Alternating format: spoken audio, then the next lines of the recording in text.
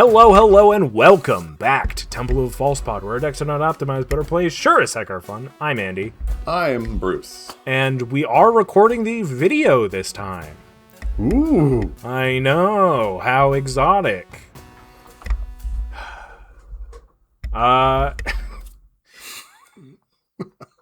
back with our beautiful faces. Today we're going to talk about Universes Beyond, something that people feel like has been plaguing the format and Magic as a whole for the past 2.5 years, where really it's been around for close to 5, because of Adventures in the Forgotten Realm was kind of their first dip into this. Right. Granted, it was their own property, so like it wasn't under the Universes Beyond banner. But, you know, some of the things that I talk about this week are going to make it seem like maybe it was. What's your general feeling about Universes Beyond? Honestly, I think my general feeling, my gut feeling is I don't care for Universes Beyond. It's interesting because I watch, and every time a Universes Beyond set comes around, I tend to recede a little bit into the background. I'm not as interested in the cards. I'm not as interested in what's happening. We just saw that with the Teenage Mutant Ninja Turtle set. Like, yep, it was curious. Every once in a while, I would take a peek, and oh, that's different. But I really wasn't that interested. It just sort of rolled on by, and then we'd get to a universes within set, and now we're talking about characters and other things that are, specifically Magic. So it made I tended to tune in a little more for those. Having said that, though, then you get a Universes Beyond set that I'm particularly interested in, and suddenly I can't get enough of it. So that's kind of where I'm at with Universes Beyond, and I think there are a lot of folks who are sort of in the same scenario where it's like, I wish you would just skip all of this other stuff, but not the stuff that I want. Yeah, so right. So I go back and forth on this, but yeah, that's sort of where I'm at. Being an older guy, a lot of the Universes Beyond stuff is missing the mark for me because I'm just that little bit too old, or I'm not a big video game guy. So a lot of this stuff just goes screaming right on past me. And then I'm left to sort of pick up the bits and pieces. So, or whatever set that I'm not, not particularly tied to. So, yeah, that's sort of where I'm at. Andy, how about you? Distraction aside, I agree with a lot of it. I think a lot of the Universes Beyond is just kind of fine. I think the ideas are interesting. Yeah. And where they take each of the properties, I'm sure, is fairly respectful to those properties. Yeah. It was a little weird when it was Fortnite, because now we're seeing the essential Fortnite-ification of Magic. Yeah. With just kind of an overabundance of non-Wizards property. Mm-hmm. And I think we're seeing kind of a lot of the downfalls of that with how it's interacting with Arena, mainly the Spider-Man set. Yeah. But I think what you said was spot on, where it's like, well, I hate it unless it's a property that I like, I feel like a lot of people's reaction, which is, whether I'm creating a straw man or not, believable. But the way that I feel like I see it is, if it's a property that I don't like, then it feels more like a world in the multiverse, in the Magic universe, that we just haven't been to, a plane that we haven't been to, is how I generally feel about a lot of these. Right. Like, I don't know a lot about Final Fantasy other than I've played a little bit of 7 and I've played about half of 10. Right. So everything else felt fairly in line with a bit of the high fantasy. Granted, I was listening to Wheeler and Shivam and Wheeler Love Magic, Yeah. Wheeler and Shivam Love Magic, whatever.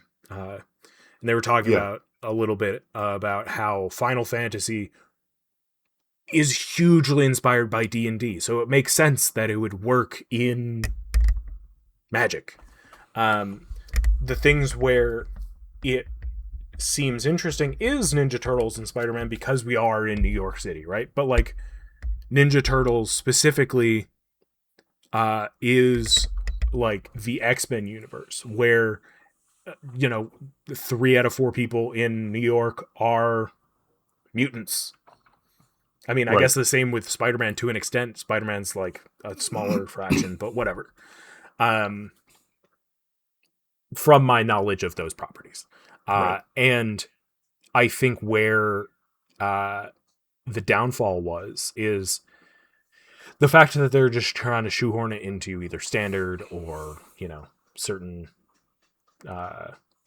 current played like formats where, I mean, honestly, I think that this is why we've seen standard dying recently. Like my local game store stopped doing standard because nobody was showing up. Right. And that was recent. That was like within the past month. They were like, "Oh, by the way, we're not doing standard night anymore." So now, are they not doing standard because folks are not interested in all of the Universes Beyond sets, or are they not doing standard because there's 7 sets coming out this year, Who knows? and a standard deck is going to constantly be changing, constantly being shifted? With 3 year, I believe it's 3 years worth of the last sets. I mean, the volume of cards in standard, and knowing that it changes every 2 months, I don't know. I mean, I don't know what, why people leave. And obviously there's multiple reasons for that, but I don't know which one is the primary. Yeah, and I mean, I don't think we'll ever know. Yeah. Unless we surveyed everyone who used to play standard and now doesn't. Right. Because, and I think less than it becoming part of standard and more of, well, I guess because they were trying to create these big, huge sets, even the small to medium ones like Ninja Turtles and Spider-Man, because they were trying to fit it in their own agenda of, hey, let's make this standard legal, rather than what they did for, say, Fallout or Doctor Who. They sacrificed some of the fun. They clearly had some great ideas for these worlds and these sets, but they couldn't fully flesh them out because then it would be too broken in any standard set. Or any, I mean, I'd say in any draft set, but like draft sets can be stupid and goofy. We've had Battle Bond, we've had Conspiracy, where it's like these big, huge multiplayer sets where you do some absurd stuff comparatively to standard, of course. Yeah. And so like my thoughts are, and I know I'm not the only one thinking this, but like if they had just continued just putting out, 4 to 5 commander precons for each UB set, I think there would be a lot less complaining. Right. And honestly, like some of the mechanics out of those sets, out of specifically Fallout and Doctor Who, and even to an extent the Final Fantasy precons, like people loved those. Which is, I guess, my biggest point. Like with the Doctor Who decks, we had a cycle of cards that made you be able to planeswalk in plane chase, which is awesome. Right. Very in line with Fractured Power Stone, where it kind of just allows you to do more of the plane chase thing, and that's cool. We had a cycle of sorceries for that. The TARDIS allowed you to planeswalk. We had all these things in the Doctor Who set. Yeah. Because it was paired with a supplement of new planes, which we've Yeah, talked about previously. you bet. Um, I think it was like a really cool idea. It was easy to opt in or out depending Right. on if you wanted to see Doctor Who or not. Yeah. Kind of the same thing with Fallout. Fallout, we had rad counters. We had these ideas.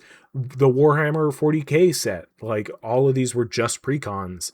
They had some really cool interactions, some really cool cards that because well, I mean, unfortunately they had a limited run of all of those decks because now the cool cards are expensive.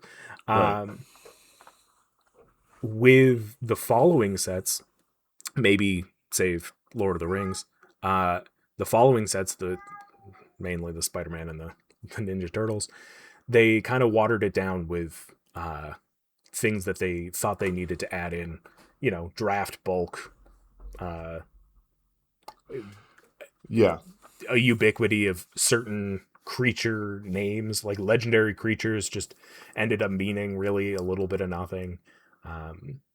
But if they had just stuck to, a set of 4 or 5 precons, we talked about this in the last couple episodes. Yeah. I think things would have just felt a modicum better. So I don't know. Well, I mean, it's seeped in, right? Yeah. It started with secret layers, just doing a handful of secret layers on some of the, you know, on some of these properties, and then it just sort of grew and grew, and now we're at a point where you rarely see a universe. What the universe is beyond in a secret layer is because oh hey, we've come up with 5 cards. It's a really cool idea, but yes, we're still going to do a whole set Right. on this. I mean, the benefit was, like you said, the benefit before was you could take it or leave it. But now, as long as it's standard legal, if you're playing standard, you're just taking it. Mm-hmm. You don't have a choice. So you have to play with the cards that are available and go from there. And while Magic at one point in time was defined by competitive play, it's just not anymore. To the point where people are choosing to play competitively only when they want to, and they don't want to right now. So Yeah. So it's a I think balancing act. I think piggybacking off that idea too, like Mhm. the idea of being able to take it or leave it, is almost a fallacy. Where I heard, I don't remember which podcast this was. It might have been Good Time Boys or whatever. They were talking about this idea, where the people who are playing hyper competitively, say Pro Yeah. Tour level, aren't going to care about the flavor of Ninja Turtles and stuff, right? Like they're not like, oh my god, it took me out of the game. Well, it's like I don't think the Ninja Turtles are the problem that nobody, people at that level aren't thinking about the flavor. And the No. people who are thinking about the flavor, I don't know, like it's a tough push and pull for me where like if it's a property you know nothing about, then fine. Like, but if it's a property that's actively bothering you, I don't have a solution for you other than like somebody's going to play these cards and that's Yeah. what they want. It's kind of the same deal with, counter spells. Like, oh, like I don't like playing against counter spells. And it's like, well, you're going to. It's part of the game now. Whether that's a deal breaker for you or not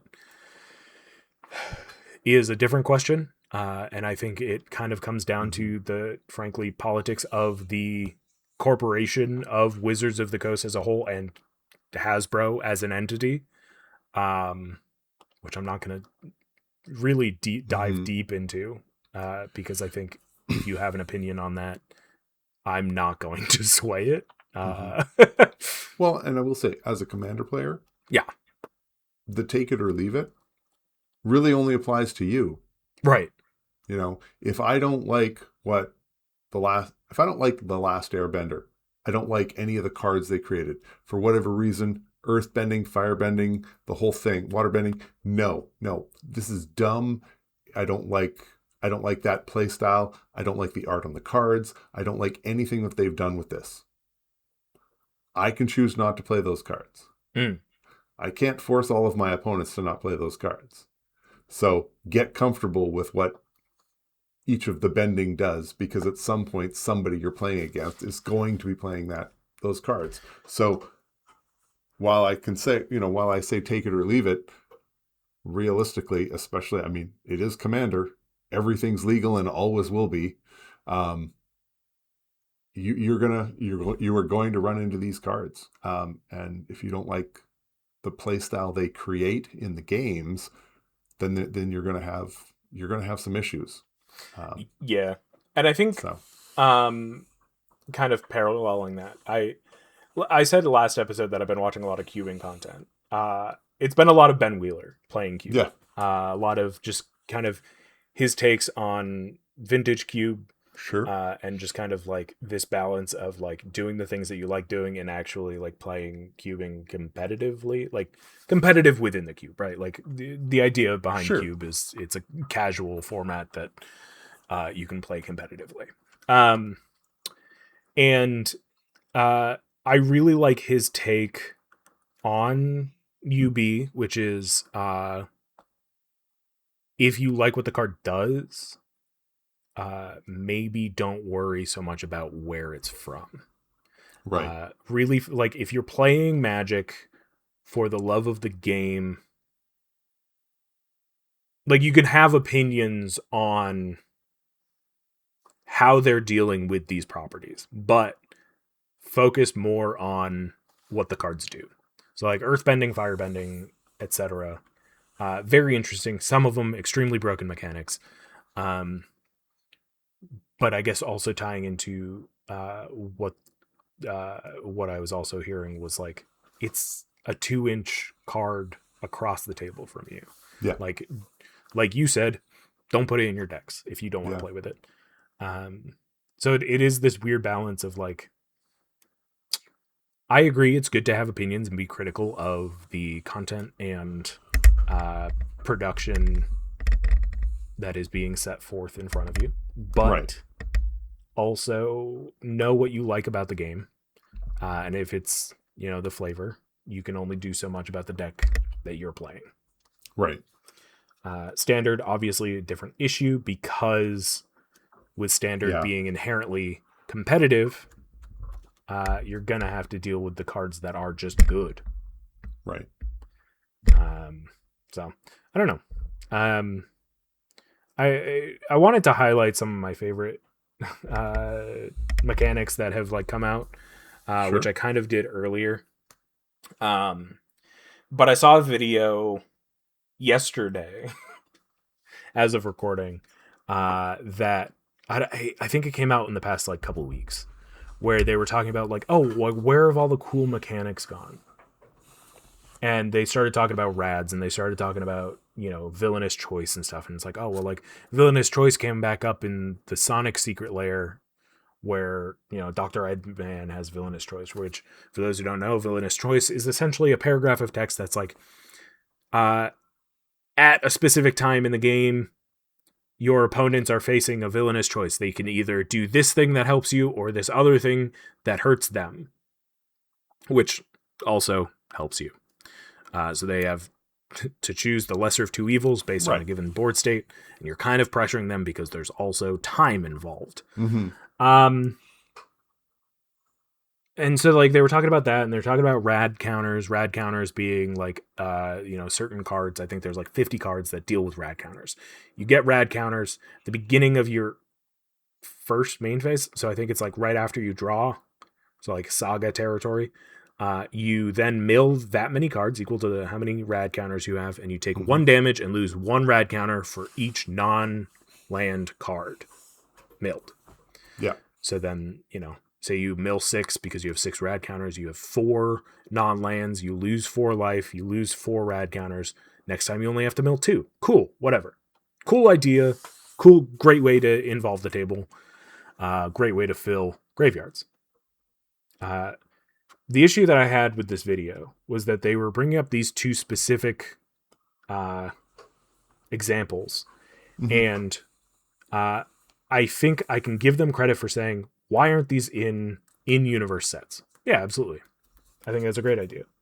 Rad counters, space has a lot of, solar radiation, cosmic radiation, gamma ray type stuff. Right. We just had that space set, Edge of Eternities. Could have slotted in nicely there. But the issue is, both of these sets came out within the past 2.5 years. It takes 2 to 3 years to create any set. So they didn't even know if it was going to be viable and like accepted within the Commander community before, Edge of Eternities came out. Right. I think having a 15-minute video based on the inflammatory question of where did all these cool mechanics go is kind of lying. Because like we do have other cool mechanics. I think that you can't be too careful about introducing new mechanics, especially from UB sets, and especially ones that like you just can't overdo it on any one thing, right? Like we have Demonstrate, which was really cool, which we have started to finally see a little bit of, right? And yeah, like Rad's Villainous Choice, like it is so easy to see Wizards overdoing it if they start introducing these as fairly evergreen mechanics, right? And then they become less cool. Yeah, and that's part of the issue for me is, wow, am I not a game designer? But for something like Rads, like, what is the design space? How big is it? Right. Is this something that they could actually put in an in-universe set and have it be one of the main abilities? I don't know. I as I said, I am not a designer. I just don't know the amount of space that there is. Or is this something that, you know what?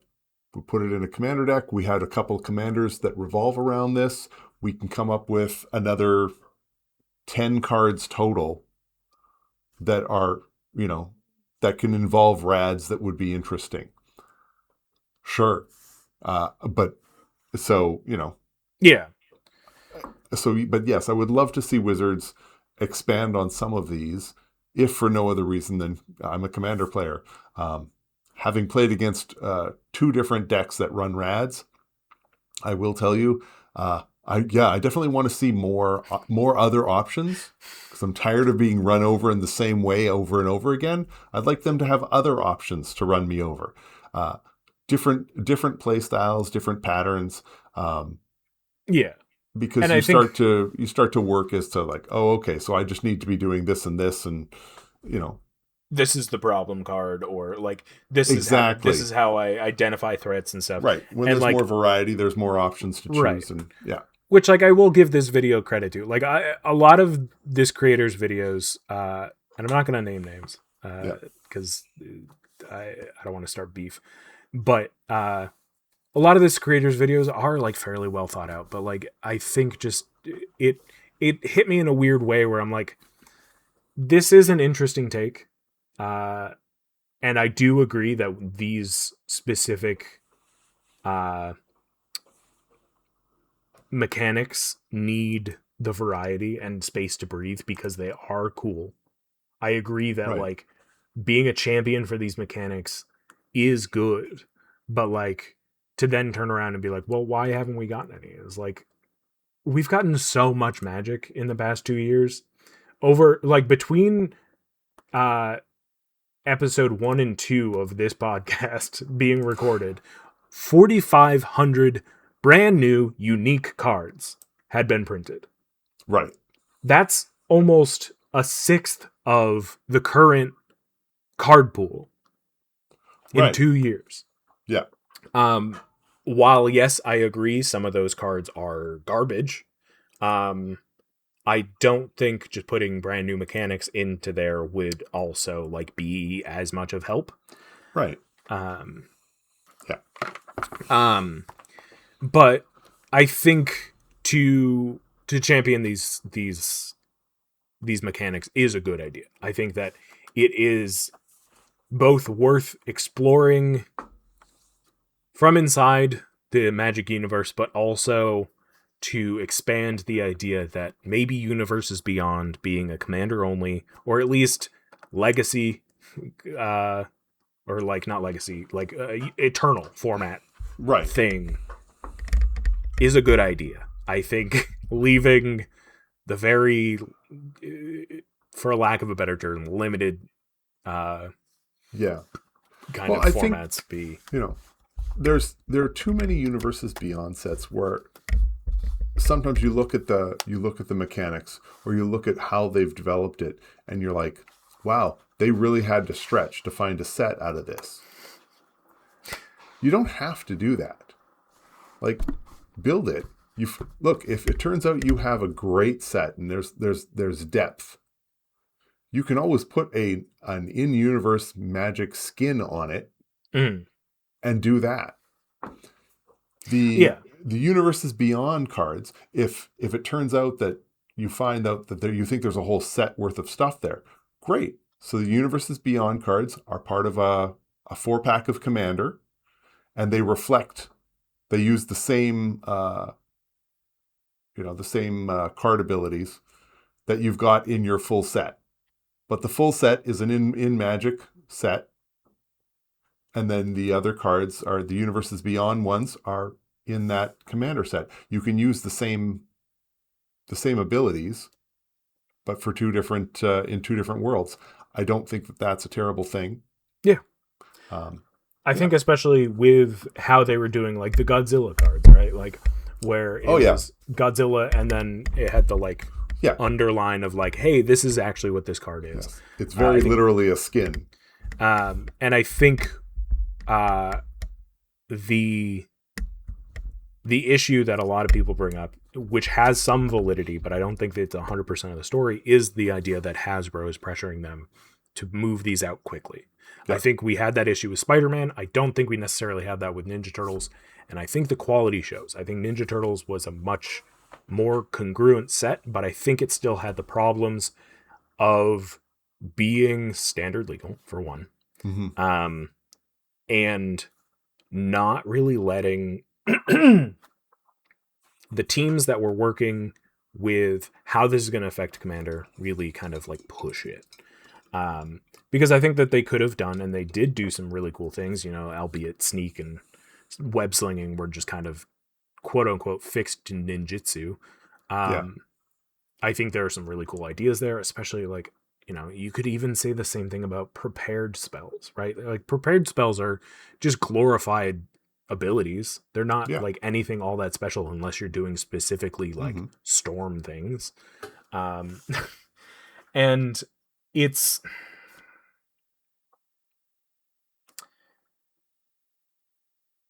with here, and you mentioned the prepared spells. Strixhaven itself. There's a lot of people that don't want a Harry Potter Universes Beyond. And with Strixhaven floating around, you were probably not going to get it. However, that is such an easy way to take a Universes Beyond property and make it within Magic. Right. So you could do Strixhaven as your in-universe property, and then do four different or 5 different Harry Potter Commander decks that use the same stuff. And then you can just apply it into that particular universe. Now, this is not me saying I want to use Harry Potter. I'm no J.K. Rowling fan, but I'm just saying that's certainly one way you can do it. I mean, you want to do Spider-Man? You can always have some sort of in Magic universe similarity. Right. With Spider-Man. I mean, hey, if it's set in New York, then it's set in Ravnica. Great. Or even New Capenna, Or New Capenna. Yeah, exactly. And then make it fit. Are people going to look at it and say, oh, that's just so-and-so? Yep. Okay, that's fine. But it means that for worlds that are big enough and rich enough that they can produce an entire set of Magic, then great. You're getting that set. It's just with a magic skin on it. And then Right. when you get your commander decks, we're going to pull that skin off and we're just going to give it to you actually as Spider-Man. Yeah. And in other sets where the world is just not big enough, great. So it's only big enough for the 5 commander decks. Great.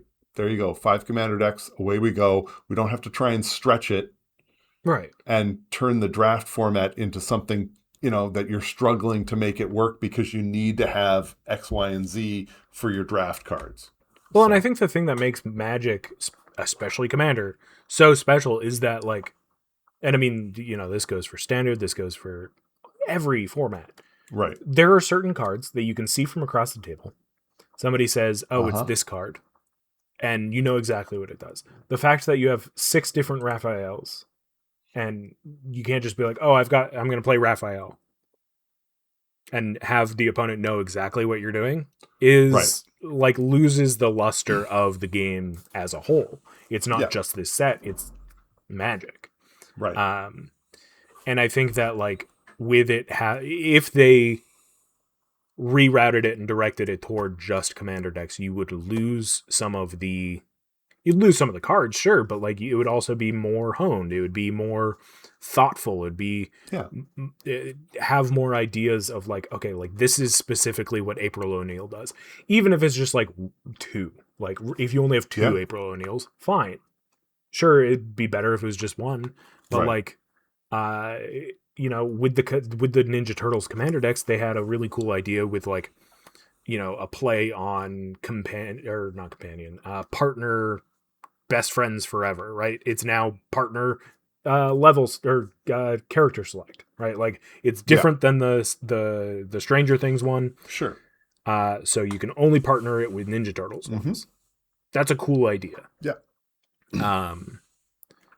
But that said, you've got 6 different Leonardos, and it's Right. just, if they rather than shoehorning a single commander deck for Ninja Turtles, they could have easily had 5, one based around each of the turtles, and then a bad guy one, like Right. they've so often done with Doctor Who, Mhm. with the Fallout ones. Like, you have the band, like, you have the width in almost all of these IPs, and if you can't find that width, I don't know. My biggest issue is they're churning through a lot of good IP, and I don't know if they're just trying to see what sticks and, like, work on that from there.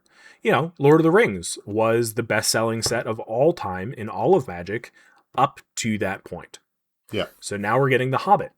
Yeah. Which, cool, fine. They found space for it. They have the licensing. Great, whatever. It was very popular. It was very cool. It was fairly within the realm of high fantasy.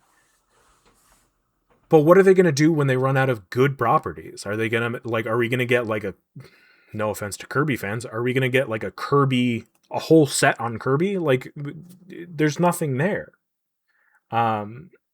It feels like they're gonna run out eventually. They're doing this all too fast. And I get that, like, from a business perspective, yeah, it probably makes sense, but I'm more worried about the collapse of it due to the idea that they don't have anything good left to say, rather than the collapse of it because everybody hates it. Because some things, turn around. Some things people just didn't realize at the time when it was released because they were so caught up in the hubbub of it all. Baldur's Gate, maybe one of the best multiplayer draft sets of all time. I look at that set all the time to get inspired for new decks. I look at that set all the time for cards because the mechanics within it really understood the idea behind Commander. Right. And nobody bought it until, like, a year later when everyone was like, wait, this card is nuts. And it's like, yeah, it has been this whole time. Yes. And so, like, while we might not be getting another D&D set for a while, or a multiplayer draft set for a while, I'm worried that they're not balancing the line of UB well enough that it could be sustainable. Right. And that's what I'm worried about. I could give a shit of how it affects standard. Uh, other than the fact that, like, that is a pretty big part of Wizard, or part of Magic is the standard, and like standard's health does directly affect commander's Mhm. health, and vice versa, obviously, but like more so, we're affected by standard, and it's not good if stores are just being like, we're not gonna have standard. Oh well. Right. My concern is that um, Wizards has figured out how to make a set, how to make a set of cards. It has Mhm. to have X, it has to have Y, it has to have Z, it has to have each of these options. And they're essentially just squishing stuff on, and it's like, okay, what does that look like with this? What does that look like with this? What does that look like with this? And then they're coming up with ideas, but how accurate are these ideas? I don't know. I'm worried about universes. I'm not as worried about universes beyond as running out of good content. I'm worried about Wizards running out of good ideas for cards. I think we are going to at some point in the no- I mean, Spider-Man is great. Is a great IP. It is deep. There is plenty there, and they just couldn't come up with anything that really worked. Well, I think And that's that's just shocking to me that you can take a character as beloved as Spider-Man and somehow produce a set that just doesn't ring true.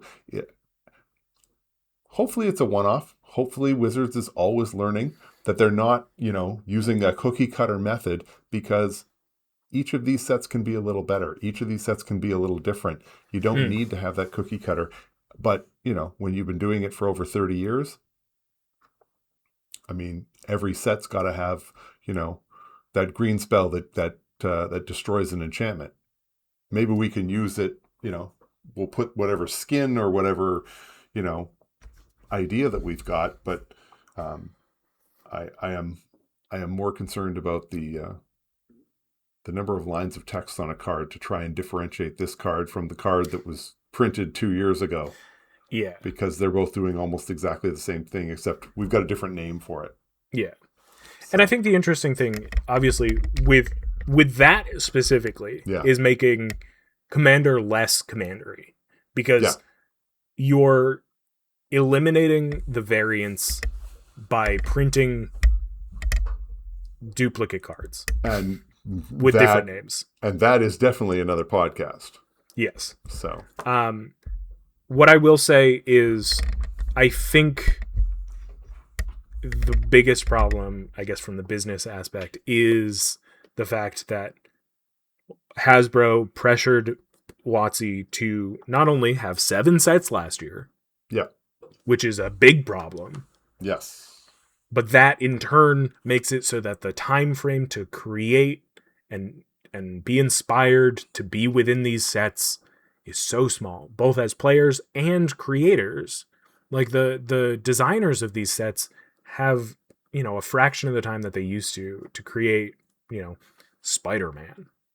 And like, sure, Spider-Man is a very specific example, but even if you look at some of the sets outside of that in the past 2 years, um, there are a couple stinkers.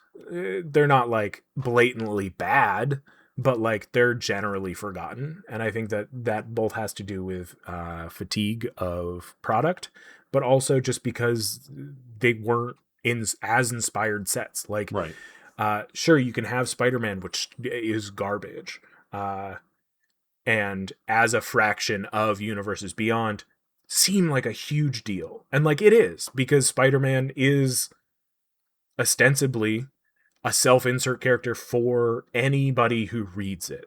right, You know, you're this awkward teenager, you're going through changes. They even have it so that hmm, it's like intersectional. It's great. Spider-Man is ideal to be a good IP. right, with it being bad, it's a bigger fraction of UB sets. But you look at some of the in-universe sets that aren't good, and they don't get nearly as much like pushback because they just kind of blend in with all the other kind of meh sets. Like Right. Murders at Karlov Manor. I don't hear almost anything about it. There are some good ideas in there, but generally, Right. don't know. Yeah. Bloomborough, I guess another example of the Harry Potter thing. Bloomborough, everyone thought we were getting a Redwall set. Like, that would be a great other, like, skin of it, right? But, like, you know, you get maybe one set every 2 years in universe that's, like, not amazing. And everybody just kind of brushes under the rug, which is great. That's how it should be. And I'm not saying we should do that with Spider-Man. God, I think that there should be so much pushback on how Spider-Man specifically was treated. Right. But they're not going to care. Yeah. So I guess all in all, I think they should stick to supplemental product with... Yeah. Just do precons. I love the idea that each Universes Beyond gets like a handful of planes for plane chase. I think that'd be rad. I love that. I would love that. Because like it's so within flavor of plane chase that like I think the disappointment would then come in the idea of, oh, we didn't visit, you know, Northampton Farm in the Ninja Turtles, you know, with plane chase or whatever. And it's like, well, what do you want from there? Right. You know? Yeah. So, anyway, that's all I got. You know, all right. No. We'll be back next week. This was episode 3. We'll be back next week with episode 4 of this season. Very excited to talk about whatever we end up talking about. It'll be after BrewCon. We'll have so many awesome feelings of magic. Yeah. So many topics. So many things to discuss. So we'll see you next time. Thank you so much for stopping by. Thank you so much for listening and watching. If you're watching on YouTube, make sure you press that subscribe button, or like, or comment, whatever. Some engagement would be nice. We're Temple of False Pod, where decks are not optimized, but are played sure as heck are fun. I'm Andy. I'm Bruce. Thank you again for watching. Have a great night. Play some magic for me. May your 5th land be the temple. Bye! Bye! Wait. Before you go, I just wanted to say thank you for listening. You can reach out to us via email at falsepodmtg@gmail.com or in Blue Sky @falsepodmtg. Bruce is @manaburned, and I'm @AndyWeekend, though you'll definitely notice I use the podcast Twitter far more often. Now that we've got you here, make sure you subscribe, like, rate us on whatever podcast platform you use. It helps us out. It gets us more reach. Subscribe to us on our YouTube channel. Like a video there. Leave some comments for more casual enjoyment. Thank you so much for listening. We'll be back with some more timeless discussions about all things casual. So come hang out, and may your 5th land be the temple. Bye-bye. Should I do my best, Bruce? Bye!